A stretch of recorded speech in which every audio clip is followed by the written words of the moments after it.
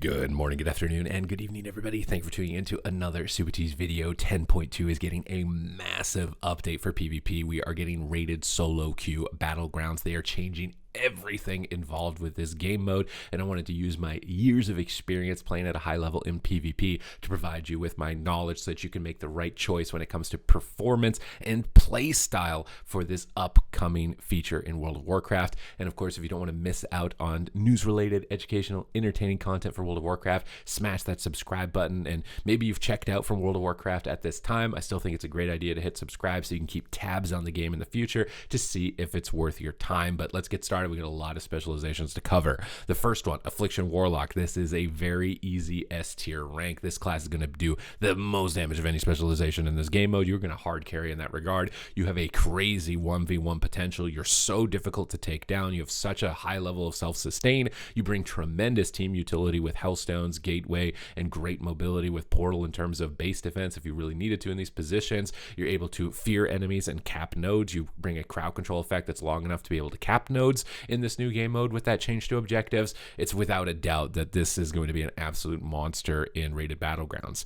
Arcane Mage, this is going to feel like a single target assassin. You're just going to be able to carry by isolating and picking somebody off. Counterspell is really scary for enemy healers, but one of the main drawbacks is going to be that you only have one school of magic, and it's probably going to be pretty easy to shut you down in that regard. Now, you are getting a set bonus that is going to enable your arcane missiles to AoE a bit and get some cleave, which is important in this game mode, but you should think of yourself as more of a single target, isolate and burst type of specialization focused around control. Now, you do bring polymorph, which is great for, polymorphing an enemy and then capping the base, which is definitely going to be powerful, but I think the drawbacks of being interrupted are dragging it down just a little bit for me right now from S to A.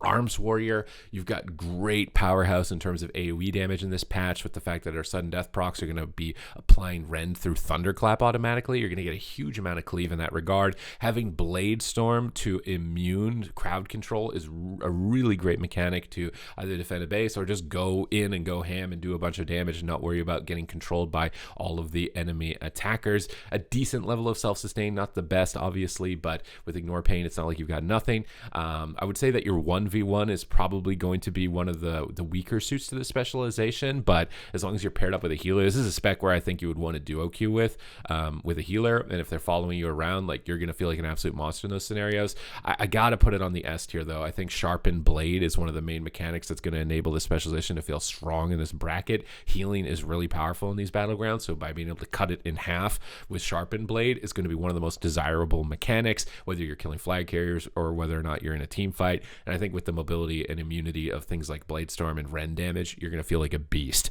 Assassination Rogue, already a staple rogue specialization when it comes to rated battlegrounds. It's probably not going to change when it comes to solo shuffle battlegrounds. Being able to stealth, being able to sap cap a base or blind cap a base, because you can now in this bracket with the cap duration, sneaking up on flag carriers, just absolutely destroying them. You have high execute capabilities. You're very similar to the Arcane Mage in that regard.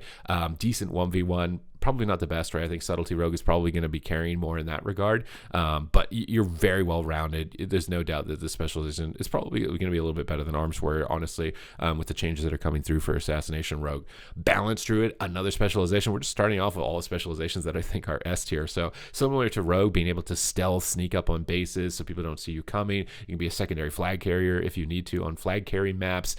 You're great at just destroying a target that's holding a flag or holding an orb with Star Surges, and you can then flex into Starfall for AoE damage to start competing with Affliction Warlocks, but you will not do as much. I tried my best to out damage Affliction Warlocks. You're going to do a little bit less than they do in that regard, but you bring other advantages like Cyclone, which is going to be one of the best CCs for capping a base, or just cycloning targets low, preventing them from recovering. You're able to CC healers with Solar Beam and Cyclone. It's an all-around just powerhouse. There's no doubt that Balance here is going to be amazing.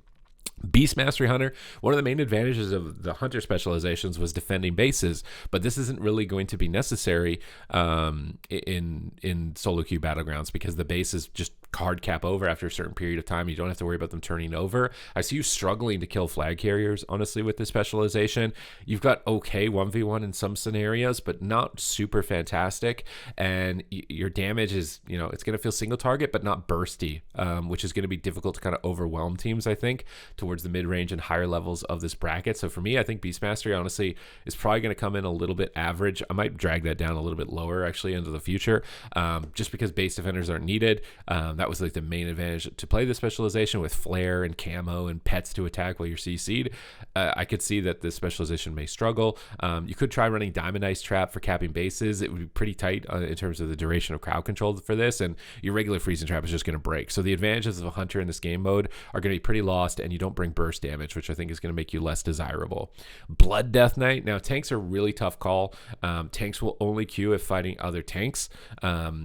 So, Blood DK will probably feel better than, Guardian Druid on Arathi Basin, but I would kind of doubt it on, Warsong Gulch. Being able to grip enemies together, snare them all, be really annoying with slows and keep people clumped up could actually be really good for team fights. But your flag carry potential is probably going to hold you back. So I'm kind of putting Blood a little bit low here in terms of the overall ranking, because you're going to be coin flipping depending on what map you get in terms of how potent you are going to be. I think tanks that can portal up Z-axis are going to feel a lot better, or spam shapeshift to avoid being snared in the first place, which brings us to Brewmaster, which is a tank that can do that with portal, although I'm not sure if you'll be able to portal with the flag 100%. Somebody will have to let me know in the comments down below. If you can't portal with the flag, then that's going to be a bit of a challenge, but I don't see why you wouldn't be able to. You have a lot more mobility than that of Blood, and you're doing a lot of damage. Like, we've seen Brewmasters doing a lot of damage in Arena, so it's probably going to feel a little bit better, I would think, in that regard, as long as your team has mortal wounds. If your team doesn't have mortal wounds in a team fight, though, and you're playing Brewmaster on Arathi Basin, good luck. I don't see you doing a lot. The best you could really hope for is maybe CC capping a base and just being as annoying as possible to the healers with all the crowd control that you have, with Fire Breath Disorient and in-caps and things like this. You could just try and focus on being annoying, but I think it's going to be rough if you're not Guardian Druid or Vengeance Demon Hunter. Demonology Warlock, again, pet classes were typically really good base defenders. I don't think you're going to compete with Affliction, even though your set bonus just got updated. You're going to be summoning in these Doom Guards that AoE Shadow Bolts. I'm not expecting that to be like doing like 50% of your damage, so it's probably not going to feel really powerful in that regard. Now, you are a caster that brings mortal wounds, and I think having mortal wounds is going to be important with how high healing is again in a lot of these situations, which is an advantage the other casters don't bring.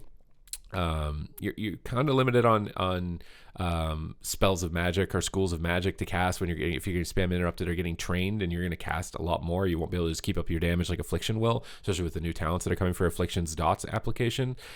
I think it's probably going to feel like maybe A or B, just because of that. I actually somewhat want to drag it down to B. I think your pet getting rooted and your pet getting just AoE'd and dying, I might just throw it down here on B. I think it might not end up feeling that great, especially when you're comparing it to the other lock specializations, which is really what you got to consider it against. Destruction Warlock. This is a crazy spec in terms of rated battlegrounds. Like, you're just going to be a really hard carry. Like, you can bring Succubus for crowd control to cap bases. You're going to bring Powerhouse, just single target damage, as well as good AoE and cleave damage. The interdimensional rift procs from your set bonus are going to be amazing in this bracket, because you're going to immolate on like so many targets. 1v1 I would say is not really fantastic for Destro, though. Like, Affliction's going to be better at 1v1ing, but everything else about it I think is great. You got multiple schools of magic. You won't be as frustrated with that regard, and you're going to be doing a lot of damage. I think you're going to be able to carry on Destro in this bracket. Devastation Evoker. Now, this is one that I have not spent a lot of time thinking about. Now, being able to just kind of like AoE people down with Deep Breath, groups stuns, raid-wide stuns, being able to extend crowd control on a bunch of targets with Oppressing Roar could definitely be useful in this bracket, especially if you can combine it with your Deep Breath stun, which I think you're going to obviously want to be playing every time. You're going to be like an Arcane Mage with a little bit more AoE potential, maybe not a lot. In the Fire Breath window, obviously, you're going to be doing a lot of AoE, but as soon as that's over, you're going to be going back to feeling more like an Arcane Mage. So it's probably going to feel very similar in that regard. Personal survivability, probably a little bit lower. Renewing Blaze and Alter Time are very similar mechanically in terms of recovery, but no ice block, no like hard immunity. Might be, frustrating if you're getting dogpiled a lot in a team fight, which I think is going to hold it down, but it's going to do a lot of damage, so it's probably going to be great in that regard. Discipline Priest is getting a lot of stuff. It looks really strong. Honestly, it's really hard to rank the healers. They were all looking so good in this bracket. Now, the downsides of Discipline Priest is mobility, but do note that mount speed is increased. And with that mount speed increase, you're not going to like shapeshift or roll to a base. You're just going to get a combat mount and run because it's so much faster than using your class's utility in that regard to get base to base. But on flag carry maps, I think, you know, being able to shapeshift in a fight as a druid to get to your flag carrier is going to be more important. I think the mobility element of Discipline is the reason why I'm putting it a little bit lower in the solo shuffle environment, because it's going to be chaotic and you're going to need to be able to get around the map, right? While your throughput's going to be great, doing damage, adding damage is going to be excellent in this mode. I think the mobility is what's going to bring it down a little bit from S tier for me. Elemental Shaman, this is another one where I feel like it's probably going to be S or A. Where do I want to put this one? You're just going to be doing about as much damage as Affliction. 1v1 is a bit worse, but you don't have to worry about getting shut down when you're getting trained like something like an Arcane Mage or maybe Devastation Evoker. Just keep Flame Shocks up, keep pulling enemies back, keep proccing Lava Bursts, and you're going to be doing a lot of damage. Thunderstorm is a great ability for just knocking enemies away, especially off high ledges, getting them into bad positions. Hex is going to be a decent spell for trying to like ninja cap a base, because almost every class in the game that has any CC like this. I don't know why I feel like it's not S. Am I just like something wrong with me that I don't want to put this on S? What is it about Ellie that makes it? I'm putting this thing on S. There's no way I'm not putting this on S. Probably a little less than Moonkin though. We'll go left from right in terms of strength on this row. So yeah, I think Ellie will definitely feel powerful. It's just lots of pad damage, lots of disruption. Grounding Totem's gonna be really good in team fights because nobody's gonna ever see it if you're good at hiding it. Static Field Totem to move and group enemies together is also something to consider. It's gonna be really good. There's no doubt. Enhancement Shaman. Now this guy, you might struggle. You're gonna be like the melee Arcane Mage, where it's like all about just trying to find one person and just take them down as quickly as possible with Doom Winds. Maybe we see some AoE builds, but I doubt the AoE builds are as good as they used to be for enhancement, like they were in WoD with Fire Nova in Battlegrounds. I'm kind of doubting it. You bring some extra utility in terms of healing, but healing is already going to feel pretty powerful. You don't bring Mortal Wounds. I think the advantages again here are going to be Wind Shear, Grounding, and Static Field Totem to move enemies around the map and be as disruptive as possible while you're trying to find somebody that's weak and go after them with Doom Winds. But I think it's going to be a bit of a struggle. Your 1v1 is really good. So if you're getting into 2v2s with double DPS and stuff, you'll feel really good in those environments. But I think it's going to feel a little bit weak overall in any other regard. Generally, melee is going to be, I think, a little bit weaker here. So I'm putting it here onto the B tier. I don't think it's a C tier, but yeah, we'll leave it on B. Feral Druid, again, great 1v1. Decent AoE, but you have to compromise your positioning. You got to get on top of people to get your AoE bleeds going. You're relying on them being stacked. So there's a lot of positional dependency that these casters, ignoring, Arms Warrior and Assassination, because they would like the enemies to be stacked. These guys aren't going to have to worry about that. They can stay at the safety from range while applying all of their damage freely. I think having to compromise your positioning is going to be one of the main weaknesses of this. Now, you do have one of the best 1v1s in the game, and you have stealth. So I think those advantages over something like Enhancement, and you bring Mortal Wounds, are going to put it a little bit ahead in this regard. Cyclone is still really powerful. I think focusing on cloning and AoE bleed damage, trying to find 1v1s against favorable matchups is going to put you in a really good spot in terms of overall performance. We'll have to see how good your burst damage is, because they're changing the Ferocious Bite build and they're buffing your Feral Frenzy. If you've got single target burst like an Assassination, you're probably going to compete, but I'm expecting it to be a little bit lower. Fire Mage. Now, this is an explosive specialization. I'm wondering if a Flame Strike build could work for this. This is something that's really theoretical at this point in my mind right now when I'm thinking about this. I'm probably thinking more of it. It's going to be like Arcane, where you're trying to find somebody, isolate them, and burst them down. Again, DB Sheep for capping a base can be great. You can Invis to sneak up on flag carriers, Invis to sneak up on bases, and try and blast somebody down with Alter Time and try and run them over in that regard. But I'm thinking it's probably going to fall a bit behind from the S tier casters. It's probably better than Arcane, just because you have multiple schools of magic to be able to work with. You got Cauterize as a failsafe if you're ever in an emergency situation, which is going to give you a little backup save that Arcane doesn't get. Mobility is maybe a bit lower than Arcane. It's pretty close now with Displacement available to both specializations, though. I don't know what it is, but there's no way, right? If you play Glass Cannon and you just sit far away casting fireballs, you got to be S tier. You got to be S tier. You're going to be getting like 200k fire. If you get in really good positions and just casting out fireballs, running with all the time combust when you're 1v1ing, I think Fire's going to feel pretty good. It's really tough to rank any of the casters in a bad position because they're just all going to be doing so much damage.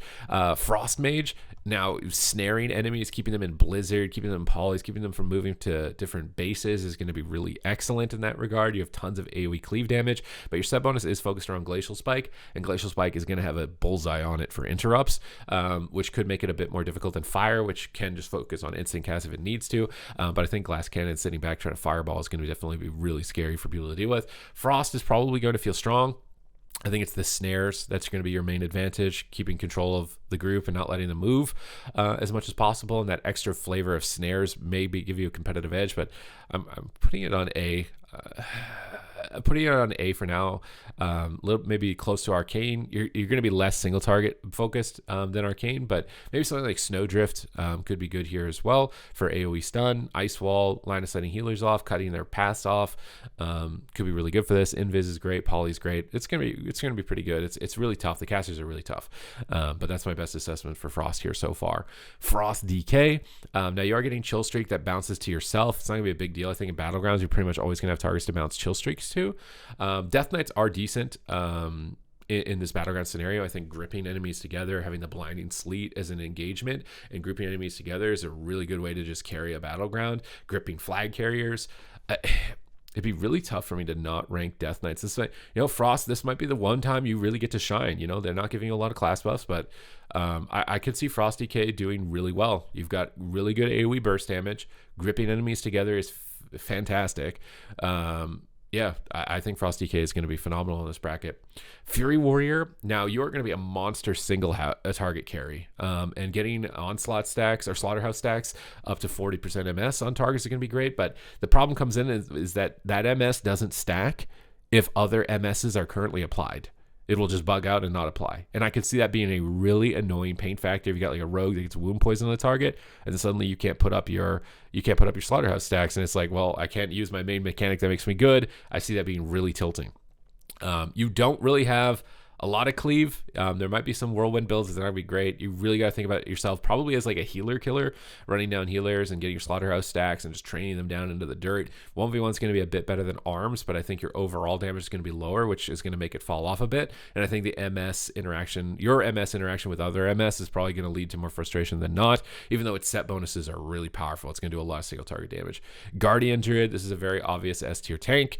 Guardian Druid has just got great mobility, great stealth, so it can sneak up into a base if it needs to Ninja Cap. It's going to bring Cyclone, brings a lot of group utility as well with things like Den Mother to buff everyone's HP if you get team fight maps. It's just really the best tank, I think, or it's got to be close to, if not the best tank, and it's going to be doing really good damage. It's got Reflective Thorns that's going to be doing a lot.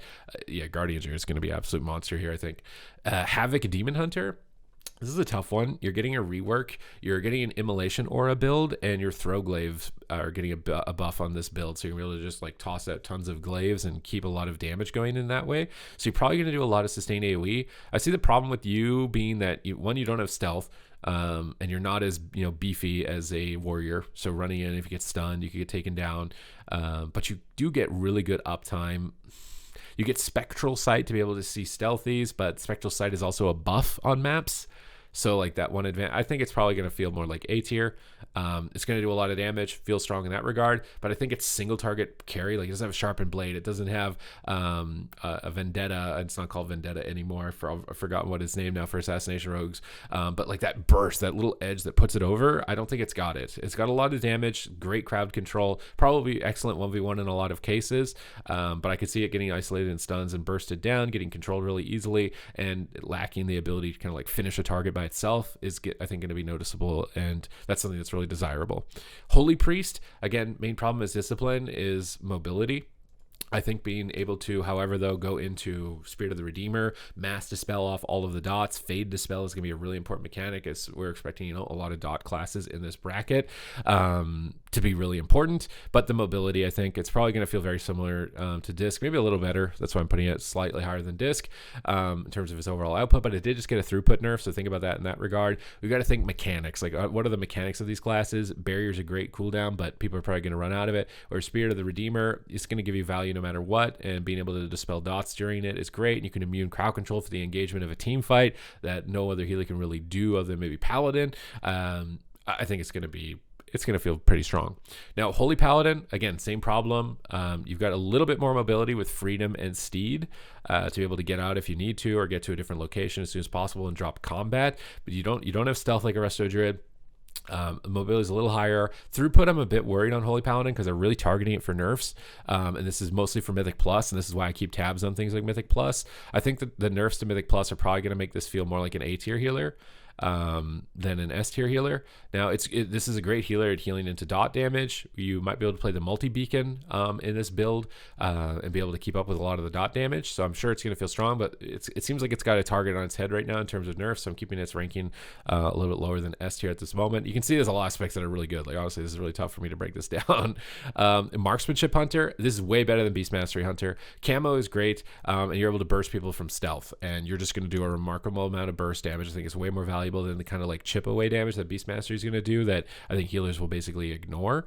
I think Marksman's probably going to either feel like an A or an S. The reason I'm putting on A is that I think it's more fragile than a lot of the S tier casters that we're seeing, and that could definitely be exploited in a rated battleground scenario, but it's going to be super fun. You're going to feel, like an arcane mage that doesn't have to worry about getting interrupted, but with the trade-off of being a little bit more squishy.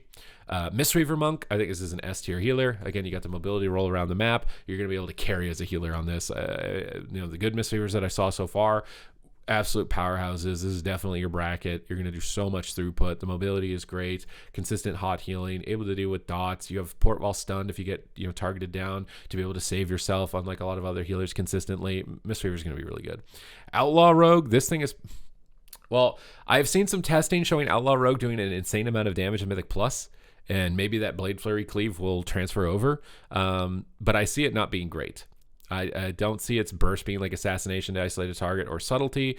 It's kind of got chip away damage like a Beast Mastery Hunter, but you still have stealth. So being able to sneak around the map and be able to ninja cap bases with blind and sap caps and things like that, you might be able to make some moves, but I think it's really tough to carry. Actually, I feel like it's probably worse than that. Honestly, maybe we should like redirect this down even more a little bit here.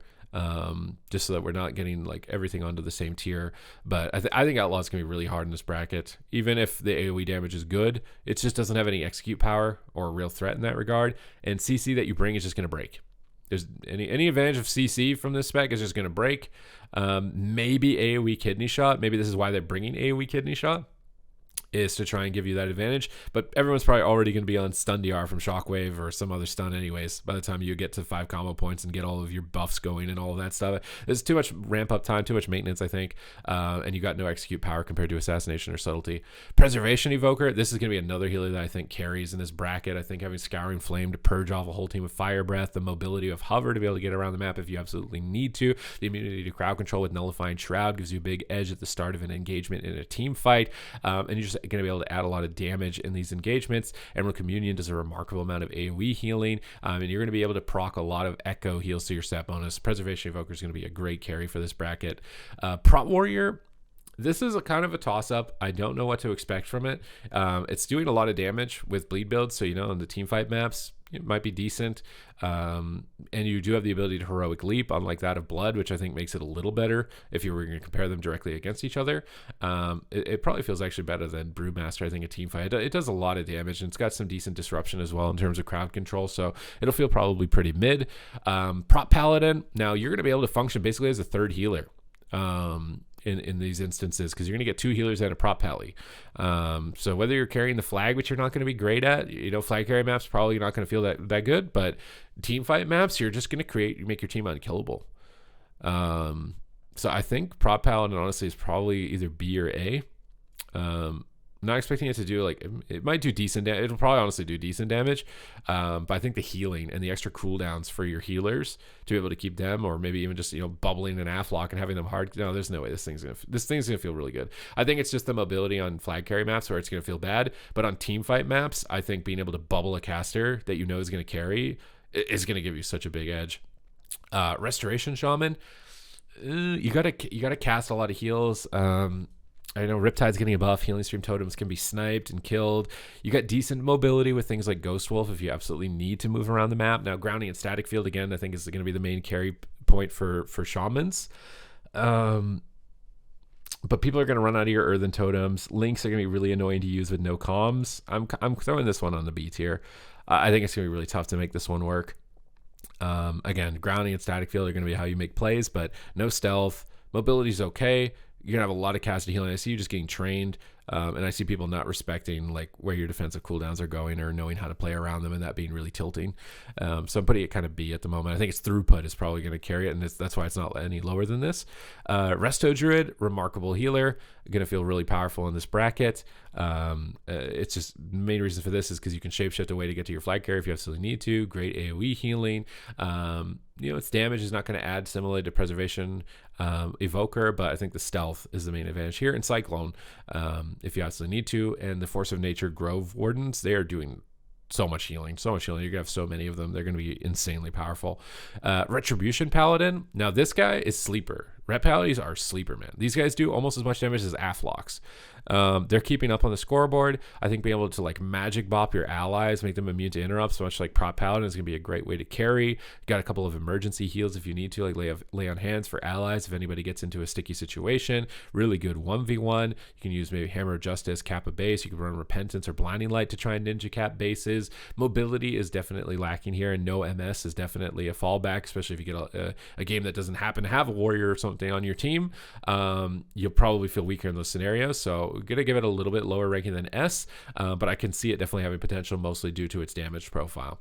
Shadow Priest, this is gonna be a beast. There's no doubt about it. Shadow Priest is gonna be an absolute beast. I think like Void Volley going into Void Form, keeping dots up on everything. Now you may need to cast quite a bit, which could hold you back, and having one school magic may be frustrating, but you get utility if you're aware of it to be able to mass dispel your allies out of crowd control, which is gonna be really important in this bracket, as well as potentially removing dots if absolutely necessary, although it might be too big of a gamble if you're not able to fade MD with enough haste, although I think you can.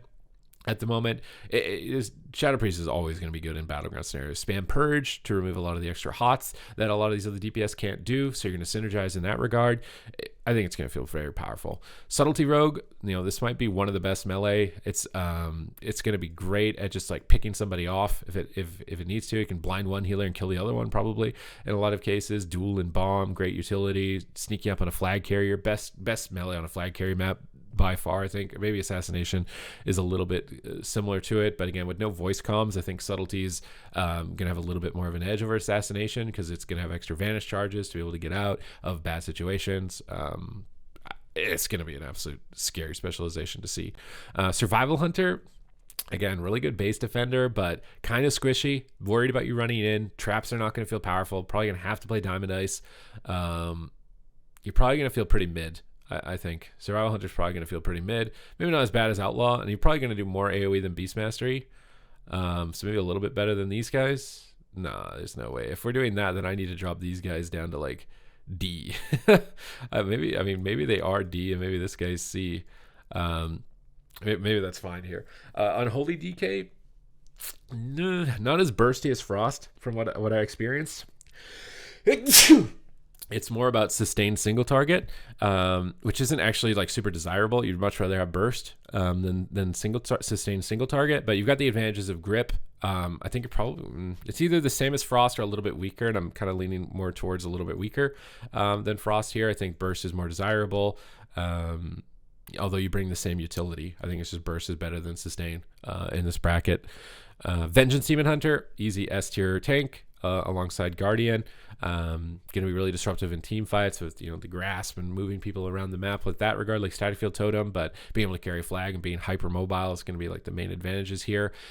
You're probably going to want to avoid team fights on team fight maps and like focus on trying to find 1v1s because tanks are just so broken when it comes to 1v1s, and that's going to be your main advantage. Windwalker Monk, I see this one struggling. It has MS, has decent mobility. It's not as squishy, but I think with this many players in a bracket that it could end up feeling kind of squishy, and those are kind of the main drawbacks of it to other specs. And it doesn't have stealth. If it had stealth, I'd put it on S, but it doesn't have stealth. So like getting to a flag carrier without getting CC'd or dying is probably going to be pretty difficult. I feel like Windwalker's probably going to feel pretty mid Now, Windwalker is just really strong on its own, so putting it here at B, but it probably could be down at C. The MS is definitely helping it out, and Serenity, much like Enhancement Shaman, finding that target and bursting it down is probably going to feel pretty good. Augmentation Evoker, I would really find it hard to believe that this is not an S tier spec when you're buffing so many people. With Evanmite, I would really find it tough to not believe that. Bringing AoE stun to the group is going to be great. Just providing so many damage buffs and amps to everybody else. Like, there's no doubt that it's got to be S tier if it's S tier in Arena. But here you go. This is my rundown. Here's my thoughts for rated solo queue battlegrounds. Let me know what you think in the comments down below. If you think I'm totally off base with these assessments. And other than that, thank you very much for watching the video. I will see you in the next one.